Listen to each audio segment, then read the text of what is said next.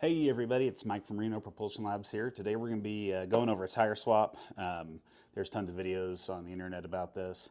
I'm going to go over some of the common questions that I still see posted online on the forums and all that stuff, kind of on how to do it, how to get it done. We're going to be taking this XR right here, and we're going to be putting the new Trail Pro 2 tire by the Float Life on there, along with the Float Life valve stem cover. This is a great tire, great for off-road. This guy says he rides off-road most of the time, so just do a short video and go over some of the pitfalls. I'll fast forward through parts of it so you're not seeing me totally disassemble the board and all that. Not that exciting. There's plenty of videos on how to disassemble an XR. And realistically, the process itself for changing the tire is about the same. Remember, you want to get one of these tires for yourself and you want to try this yourself, just go to thefloatlife.com. Use coupon code Onewheel and you'll save 5% off of your order as well. That helps the channel out here too. So I'm going to start tearing this board down. We'll fast forward through it and we'll get started. I want to go over a couple of tools that I'm going to use and some of the tools that you'll need and what you won't need. I have this, again, from the Float Life, tire debeading tool. You do not need this. I do tons of tire changes. I've probably done 100, 150 of these things. So this helps, saves me a couple of minutes. Prevents possible damage. You can just use 3 2x4s instead of 2 2x4s, but I suggest having at least 2 2x4s to kind of brace the tire and hold it in while you're messing with it, so that way you're not damaging the wire loom on it. You'll need some type of pump. You can use an air compressor. I'll use an air compressor if I'm beating a stock treaded GT tire or something like that. This is the hella small pump from the Float Life. I will use this sometimes as well. That's what I'm going to try to use in this video. I'm not sure if it's got enough battery left because I've used it for a few tire changes now, probably 3 of them, plus airing up the tires afterwards. If not, usually a bike pump like this will work. And then you'll also need a valve stem core remover, which is out of frame, and I'll grab it and show it to you guys later. And then you're going to need, for an XR, you'll need a 1/8, you don't need a T-handle like this, but a 1/8 Allen key, and then a 1/4" Allen key to get the hub bolts off of the side. And then one thing, again, this is from the Float Life. This is a tire spoon. It's a plastic tire spoon. I only use one when I do tire changes. Be careful with them. These ones can snap on you if you are giving it too much pressure. You can see my hand right there. That was from one of them snapping on me. And then lastly, I use tire lubricant. This is invaluable.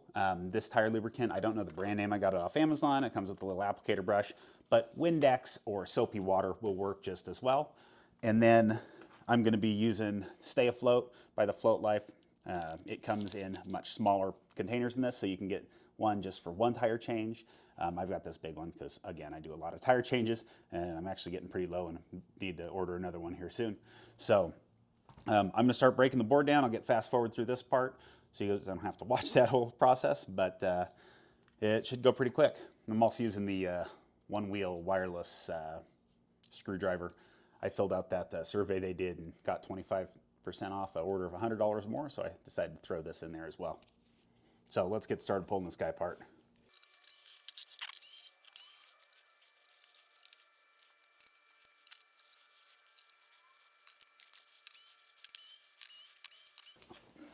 All right, so we got the tire out. A few things to know. What I always do is I'll pull this tire valve stem first. Take a tool like this one. If you get a bottle of the Stay Afloat, it'll come with a cap that is a tire valve stem remover tool. I have a separate one that I use. You just put it inside of the valve stem, kind of turn it until it locks in place, and then turn counterclockwise to remove it.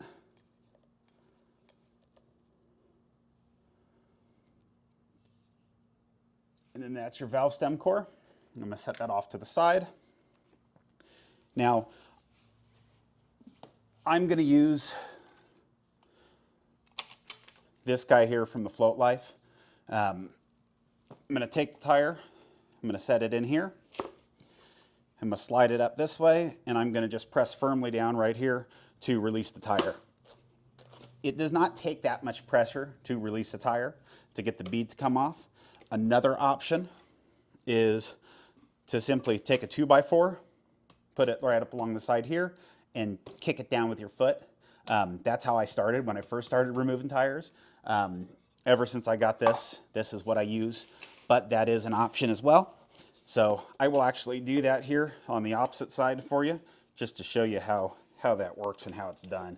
So I'm going to set this in here just to use it to protect the wire harness, because you don't want to damage that. And I'm going to take this guy here, and I'm going to set it right up here on the side. And then I'm going to just basically apply downward pressure here with my foot. Sometimes you have to do it a couple of times, but yeah, let's get it right there in the right spot. I'm going to put one foot there and down, and it comes off that way as well. So like I said, that works just as well. It's just a bit more of a pain in the butt. So now that we have that debeaded, we're not going to need this anymore. So I'm going to take my two 2x4s and I'm going to set them down here, just wide enough apart that the rim is on the 2x4s, but this part is not on the 2x4s. Now, one thing you want to do is you want to push down your tire and check. So see how right in here, there's this ridge, this indent. I don't know if you can see that very well from there, that indent there. On the other side, there's no indent. If anything, it goes out. You never want to try to pull the tire off on the wire side, because that wire side doesn't have that indent. And that's going to make everything a lot more difficult. So what you're going to do is push the tire down. Then I like to grab the rim with my fingers and kind of push this part of the bead into the indent over here on this side. Then I'll get my little tire iron, put it in. And this right here is probably the most difficult part of the tire change, but it's not too hard. So basically what I did, I applied pressure down and then just pulled up on this side of the tire. Once you've got that one edge out, what I do is I'll place the tire on flat ground. I'll grab on to this end, and then I just push down on the tire while I've got the rim touching the ground at about a 45-degree angle, and it'll pop off the bead. That's the difficult bead. Second bead's a little bit easier to get off usually. What you'll do, let's get that out of there, is just get the tip over, like so. You can see it kind of there. And then just push down around the edge of the tire. It helps a lot to put some knee into it.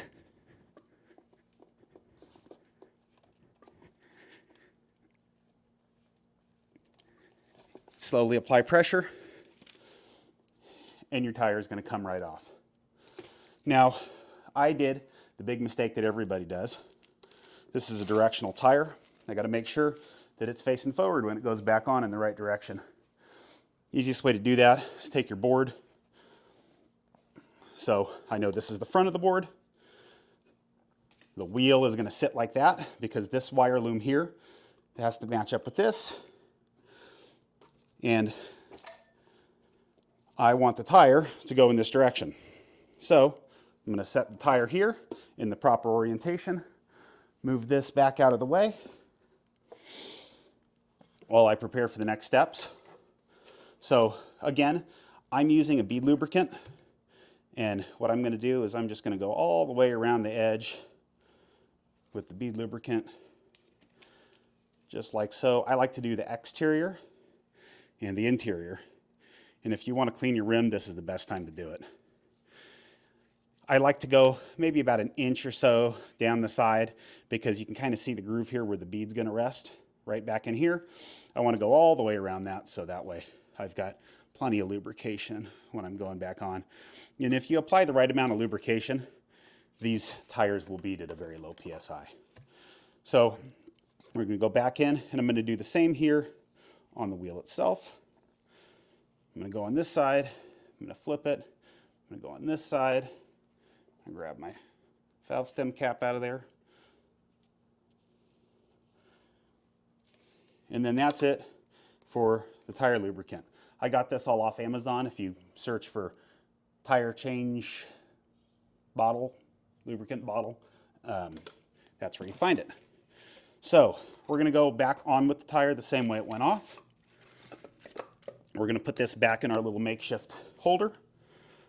And we're going to take this at about a 45-degree angle, kind of rotate around, and it's going to just slide right into place. This is the other tough part, is putting this back bead back on again. What I always suggest doing is get part of it over the bead. And remember, you've got that little space where you can slide in. Get about half the bead on, and then just work around the tire with your hand and almost roll the bead over the lip. Once you get past the halfway point, the rest is pretty easy. So now that that's done, I'm going to take my valve stem core. I'm going to put it back in. You could put your lubricant or your sealant in now. I like to do it after the bead set so you don't get as much leakage. And I'm going to take this guy. Now it says, and I'm going to tell you, never to exceed the threshold that it says on the tire for maximum inflation. This one, I don't see where it says the maximum inflation value. But what I'm going to do is I'm going to set this to 30. I've gotten these tires before I was using lubricant up to about 85, 90 PSI before they'd bead. Don't do that. Use the lubricant. It'll save you some time. It'll save you some effort. It'll save you some energy. And I'm going to just set this on here. And I'm going to let it pump up, and I'm going to show you the process. I'll fast forward so you don't have to watch this thing move the whole time.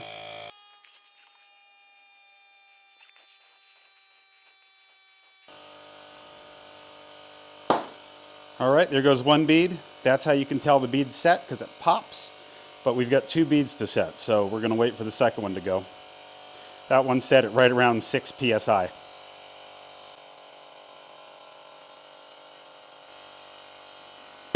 And there goes the second. That one's set at about 10 PSI. All right, so we got our beads to set at 10 PSI with that lubricant on there, which honestly is less than what I would be running this tire at anyways.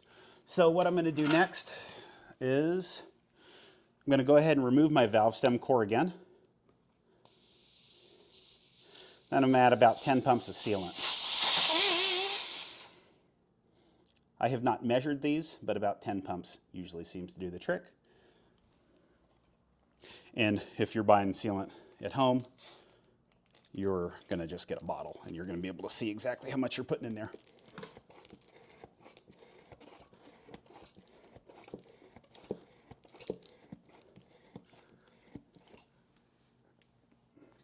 All right, I'm going to grab a paper towel.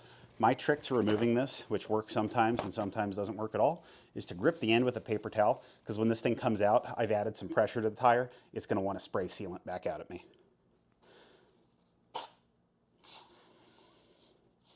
But when I do that, usually comes out pretty clean.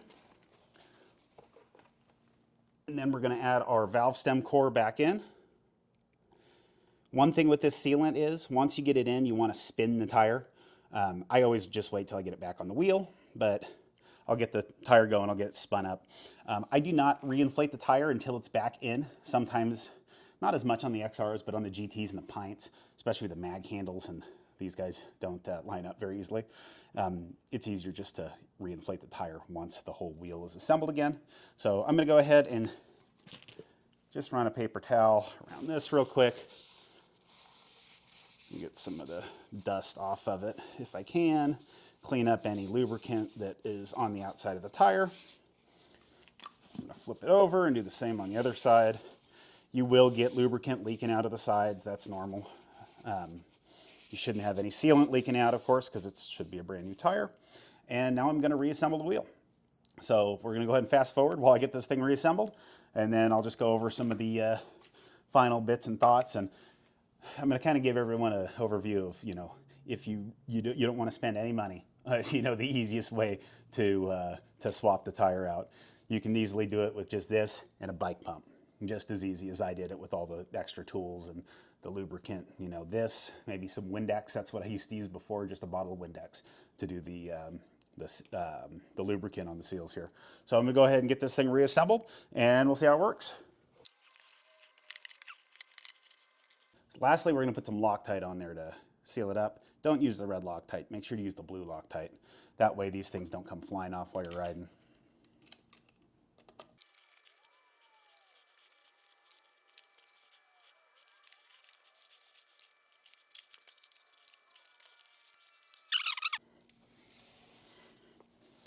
All right, we're almost done here. Last step is to fill your tire back up.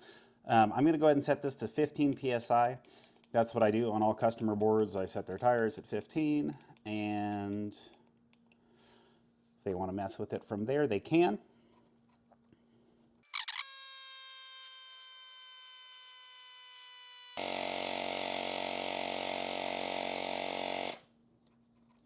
All right, 15 PSI. Now we're gonna take our Float Life valve stem cap, throw it on, and then last, I always like to try to coat the inside of the tire, so we're gonna get that tire spinning like I said before.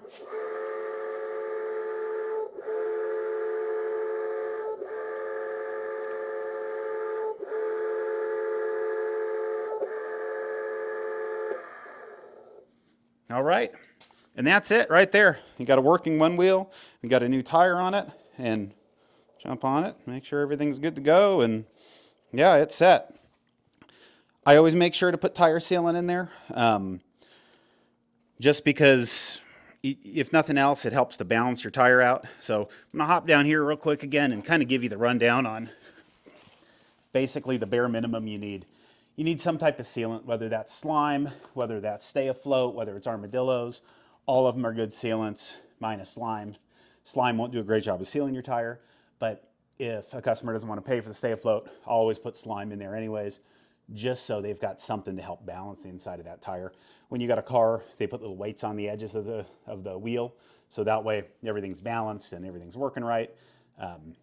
Onewheels don't have that. It's your sealant. Your sealant's what's balancing the tire. You can get away with just using a pump, a bike pump, a hand pump even, something. I would prefer if it had some type of gauge on it like this one does, so you have at least a general idea to make sure you're not at 110 PSI trying to seal your tire. But any pump will do. If you're really trying to get a tight tire on there, it's much better to have an air compressor. I've got it's 200 PSI. It's like a 60-gallon, it's a big air compressor. And I use that if I'm, whatever reason, have to put a stock veg on, or stock vegs aren't too bad actually, but the treaded GT tires, those things are a pain to put on. You'll need some type of tire iron like this. You will need a valve stem removal tool, and then you'll need a couple of 2x4s like I showed you. I just have these scrap pieces of wood. They just live in my garage. Usually slide them back under here. You can see I've slid a lot of stuff back under there. They just live in here specifically just to do these tire changes. And then you'll need some type of lubricant. But again, you can just get some dish soap and water, put in a spray bottle and spray on there. You can get just dish soap and water and a paper towel, and get the paper towel wet, put a little dish soap around the rim, and then just kind of scrub it to get it nice and lubricated that way. This stuff, this is like actual tire lubricant that you'd find at an auto shop. I got a gallon of it, and you dilute it down with water. So I'll put some of it in the bottom, kind of let it dry out, and then when it comes time to do a tire, especially if this is sat for a couple weeks, I'll pour a little bit of water in there, mix it up, put it back on, and it's absolutely great. I've had no issues changing a tire with this stuff. I usually get it to set under 20 PSI every time when I'm using this, if I'm not putting a stock tire back on. And that's really it. I mean, you'll need the tools to pull your Onewheel down. I kind of lied, there is a Phillips screwdriver. You need a small one. This one I use for everything. I got it from the dollar store. It's just the perfect size to get at those little screws, and it's nice and compact. 1/4-inch Allen key, 1/8-inch Allen key for an XR. If you're doing a GT, you need a TP 25 key. That's a Torx Plus 25. And then you need a Torx Plus 45. You can get away with a Torx 25 instead of the Plus. You should really be using a Torx Plus on your axle bolts. I've gotten away with using just the Torx 45 before, but you should be using a Torx Plus. And then on the pint, I believe it is a Torx 20 for all of these screws, and then a Torx 30, it's either a 35 or 35. So Torx Plus 20, Torx Plus, it's either 30 or 35 for the sides there. You can order from the floatlife.com toolkits for $20. That'll come with all the tools you need to disassemble your board. You can order these guys from the Float Life. I believe they're like $5 or $10 and you get 2 of them. I've got 4 of them and they work great just to get that one lip edge off the tire. You can probably get away without using it, but this saves you so much time. You can order this guy here from thefloatlife.com, the tire debeater tool. This is probably one of the most unnecessary but most convenient things that I've got. Honestly, if I wasn't doing this, you know, for other people, I would probably just be using the 2x4 method, but I use this mostly because it definitely looks a little bit less jarring than using the 2x4 method. And then, like I said, I use the Float Life Hella Small Pump.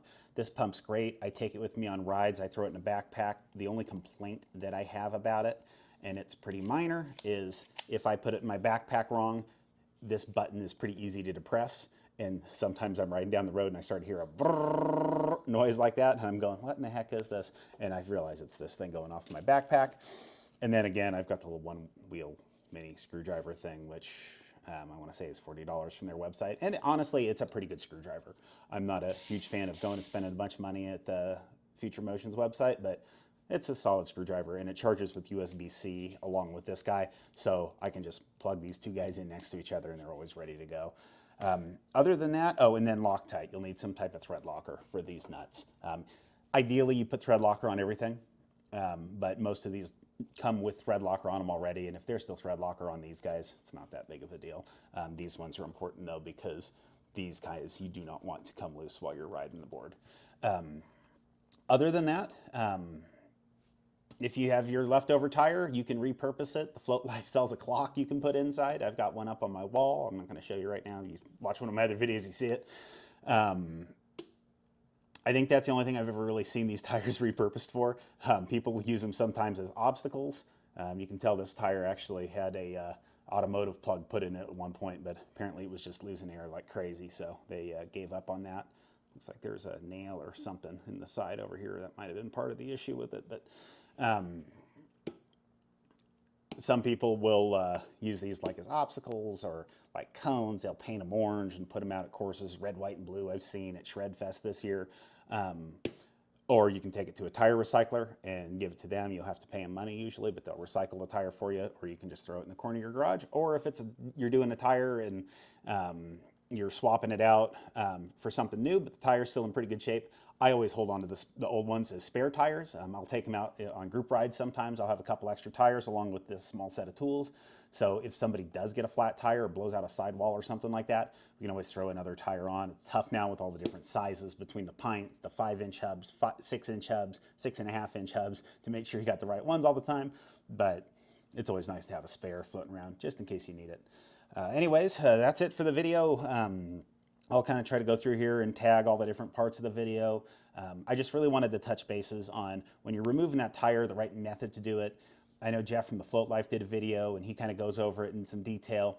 And it took me about 5 or 6 times of changing the tire before I'm like, oh, that's what he meant. Oh, that makes sense. So I hope I explained it a little bit better than that. Probably not, because Jeff's been doing this much longer than I have. But it's really not that difficult to do on your own. It'll save you money. I know my shop charges $75 to do the tire swap because the whole setup, takedown, and then after I'm done with this, I'll go through and clean the board up a little bit. We usually take about an hour of my time. That's my labor rate, $75 an hour. So, but it'll definitely save you a little bit of money, and it's a great skill to have because depending on where you live, you may not have somebody who's right down the street from you. You can just take your board over and say, hey, can you swap this tire out if I want to go riding today and I've got a flat and I need to swap back on an old tire or swap on a spare tire because I've got probably 30 of these tires floating around. You know, I can just do the swap. It takes me about 30 minutes, 45 minutes altogether to get it done. And I'm back riding again that same day. So I encourage everyone to give it a shot yourself. If you have any questions on the process or any of the stuff in the video, any of the tools that I used, feel free to just drop a comment down below. You can drop a question. I'm pretty active on there, so I'll answer it as soon as I see it. Or you can shoot me a message on my Facebook page or my Instagram, both of Reno Propulsion Labs. And again, if you want to save 5% off of all of these different float life tools and accessories that you see that I'm using, and I put them to use. These things, they hold up. This thing's changed tons of tires, done, I don't know how many hours this thing has spent just pumping. You know, use the coupon code Reno Propulsion, or I'm sorry, coupon code Onewheel, and you'll save 5% off of your order there. And like I said, that helps out the channel. And if you like the content, just drop a like, subscribe, and then comments help out in the algorithm too to kind of get my videos up there and going. So hope you guys enjoyed the video, and float on.